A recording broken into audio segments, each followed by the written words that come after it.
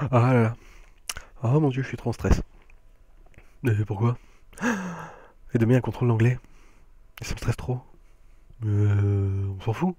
C'est pas de quoi s'énerver, quoi. Mais si, tu te rends pas compte. Faut apprendre une méthode et tout. Pourquoi? Parce que c'est trop stressant. C'est une expression orale.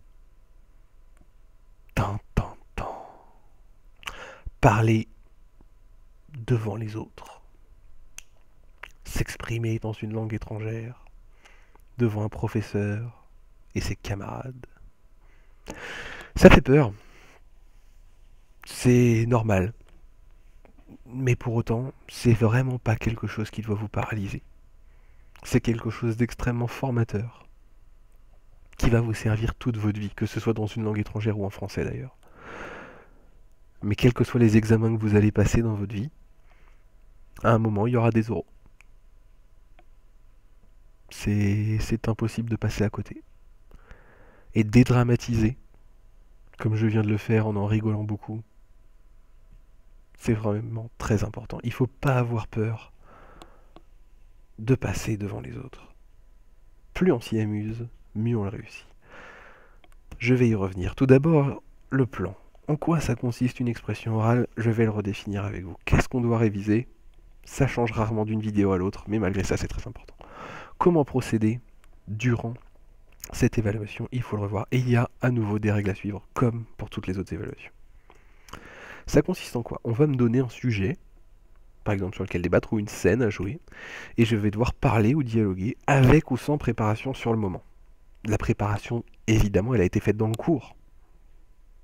Mais là, peut-être que je ne vais avoir aucun temps de réflexion pour préparer exactement au mot près ma phrase. Et il y en a deux types d'expressions orales. Le OI ou POI, l'expression orale en interaction, c'est-à-dire que vous interagissez avec un de vos camarades. Par exemple, vous êtes dans un sketch au restaurant, vous avez un serveur, un client. Action. Commander, recevoir la commande, il y a un problème, on renverse un verre d'eau. Vous interagissez en anglais, l'un avec l'autre. Certains disent que c'est le plus difficile, parce que c'est un peu moins préparé, à part si c'est un dialogue que vous avez appris absolument par cœur. Si c'est improvisé, on est d'accord, c'est un petit peu plus difficile que lorsque c'est préparé au mot près. Néanmoins, c'est là où on voit le plus les capacités d'un élève, et c'est un exercice de toute façon qui est obligatoire. Au-delà de l'expression orale, on doit faire les deux, expression orale en interaction et en continu. Faut quand même se dire que quand on va aller mettre un pied dans un pays anglophone, on va pas parler 5 minutes d'affilée sans que la personne nous réponde. On va poser une question, ils vont nous répondre. C'est de l'interaction. Donc c'est quand même extrêmement important de s'entraîner à ça. Expression ou production orale en continu, c'est plus proche de quelque chose de traditionnel comme d'un exposé, tout simplement. Qu'est-ce qu'il faut réviser? Comme à chaque fois, et comme dans la vidéo qui nous explique pourquoi il faut apprendre un cours, il faut apprendre le cours. Tout est dedans. Les structures à utiliser, le vocabulaire. Évidemment, je vais dire des choses qui sortent de mon cours. Sinon, il y a absolument 100% de chances que je sois hors sujet. Le cours que je fais depuis 3 semaines, l'évaluation elle va porter dessus. Donc, revoyons le cours. La méthode à l'oral, elle va surtout nous servir à ne pas paniquer, à ne pas perdre pied. Et donc la méthode qu'on est en train de faire, elle est très importante. Comment on procède? Soit c'est préparé au mot près, soit je dois improviser. Si j'improvise, comme je vous l'ai dit, c'est peut-être un peu plus compliqué, il faut être très très à l'aise avec son cours. Il faut maîtriser, il faut s'être entraîné à prendre la parole de cette façon-là. Vous pouvez vous entraîner chez vous. Il n'y a pas forcément besoin d'avoir un parent ou un proche qui parle la langue. Vous parlez à vos murs, vous imaginez les réponses de votre oreiller, peu importe. Mais c'est important de s'entraîner, de se faire des scénarios dans la tête. S'il se passe ça, qu'est-ce que je peux répondre? Voir les problèmes que l'interaction avec l'autre peut vous poser. Si vous anticipez ces problèmes-là, vous allez aller regarder dans votre cahier précisément quelle phrase vous aviez oubliée et va vous servir. Vous allez aller chercher sur un dictionnaire ou sur Word Reference un mot important dont vous savez que vous aurez besoin. L'anticipation, elle aide beaucoup dans ces épreuves-là. Les règles à suivre. La respiration, contrairement à ce que je fais maintenant parce que je parle assez vite, est extrêmement importante quand vous êtes stressé. Et on le sait pour 99% des élèves, quand vous devez prendre la parole devant le reste de votre classe et votre professeur, dans le contexte en plus d'une évaluation, où donc vous êtes malgré tout jugé sur votre travail, pas au sens de jugement de votre personne, mais au jugement de votre travail et de la qualité de ce travail, vous stressez. Et ce stress peut être une bonne chose pour ce qui peut vous pousser à faire mieux, mais il peut aussi être une extrêmement mauvaise chose s'il vous fait paniquer. La panique, ça provoque quoi? Ça provoque des fous rires, ça provoque des trous blancs où vous savez absolument plus quoi dire, du coup vous ne dites rien, vous vous effondrez en pleurant et vous partez. Et ça, c'est ce qu'on ne veut pas. Donc il faut dédramatiser. Votre vie ne va pas changer parce que vous vous prenez une fois un 3. C'est un fait. Ça ne va pas changer.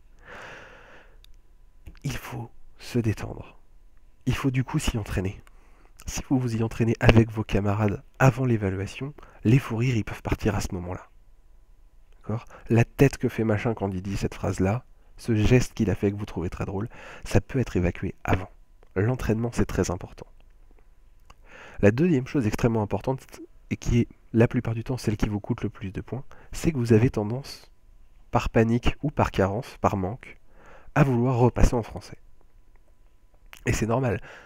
On rencontre une difficulté, le cerveau, de façon assez instinctive, veut la contourner. Il faut pas, il faut l'affronter. Il faut trouver une périphrase, il faut trouver une façon en anglais, un geste peut-être, comme je le dis ensuite, pour contourner la difficulté et rester dans l'anglais. Persister dans l'anglais. C'est pas parce que vous êtes arrivé en 3e qu'une petite phrase apprise en 5e peut pas vous aider à contourner un problème. Et c'est pour ça que c'est très important de s'entraîner et d'anticiper tous les petits problèmes qu'on peut avoir. Il faut également à l'oral que je m'exprime avec mon corps et avec ma voix. Quand je dis m'exprimer avec ma voix, ça peut paraître débile, mais le ton que je donne à mon propos, le rythme avec lequel je le phrase et l'intonation, la puissance que je mets dans ma voix, ça joue. Ça joue sur plusieurs choses. Ça joue sur le fait que je montre avec ça que je comprends ce que je suis en train de dire. Ça aide aussi, notamment pour ce qui est des gestes, mon camarade en face de moi à comprendre. Si je suis en train de faire une scène en interaction où mon camarade, il n'a pas du tout appris son cours. Je suis dans une merde pas possible parce que j'ai choisi un binôme qui n'apprend pas ses cours. Ça arrive. Est-ce que pour autant je vais le laisser? Non, parce que sinon ma note pourrait peut-être baisser aussi. C'est moche, mais c'est comme ça. Donc autant que possible, on s'aide mutuellement à comprendre. Peut-être qu'il peut y avoir un coup de stress. C'est pas grave, je suis dans un magasin de vêtements, je voudrais un jean, j'en porte un, je le montre.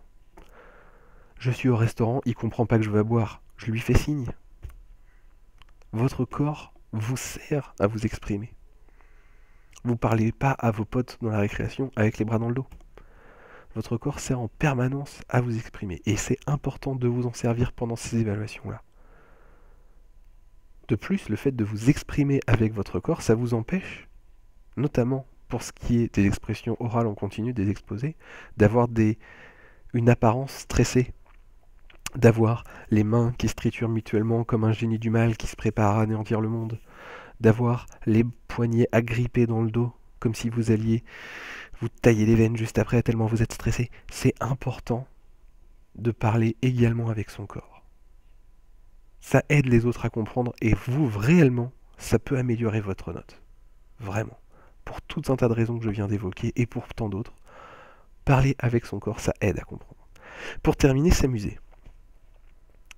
S'amuser parce que ça dédramatise l'oral que vous êtes en train de faire. Vous jouez pas votre vie devant votre classe, les 4-5 minutes peut-être, même les 20, imaginons, où vous parlez à votre prof et au reste de votre classe. Vous pouvez vous amuser. Dans les limites du sujet qui vous a été donné, il y a toujours une possibilité de s'amuser. Ça ne veut pas dire partir en fou rire, du tout. Mais ça veut dire prendre du plaisir à faire ce qu'on fait. Je prends par exemple le cas de 2 élèves l'année dernière qui étaient au restaurant, qui jouaient les clientes, alors qu'une 3e jouait la serveuse. Les 2 élèves stressaient énormément. Et elles se sont dit, sans jamais s'être concertées avec moi-même, elles se sont dit, les silences, à chaque fois on a des fous rires. Du coup, à chaque fois qu'il y a un silence, parce qu'elle est partie chercher un plat, je vais te demander quel temps il fait. Tu vas me demander comment je vais. Tu vas me demander quelle heure il est. Je vais te demander pourquoi notre pote il est pas là. Des questions simples qu'on se pose à chaque début d'heure, mais qui leur ont permis de meubler, de donner des réponses drôles et de parler de la pluie et du beau temps dans le contexte d'un restaurant où du coup c'est complètement logique, et de leur faire gagner tellement de points parce qu'on était dans une interaction naturelle, logique, avec des vocabulaires très simples, mais qui a meublé des blancs, au lieu d'avoir des blancs gênants entre deux amis dans un restaurant, ce qui paraît surprenant.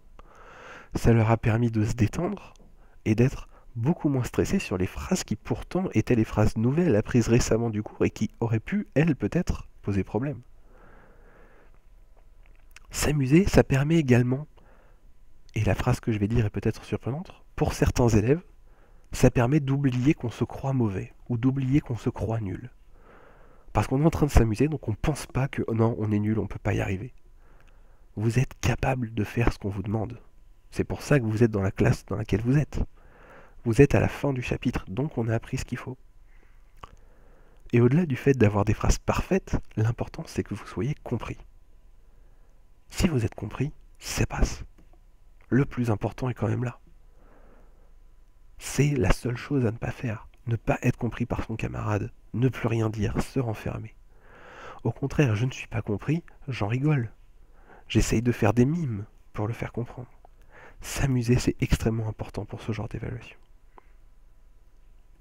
Mais la chose la plus importante, et sur laquelle je vous laisserai, avant une expression orale, c'est de respirer.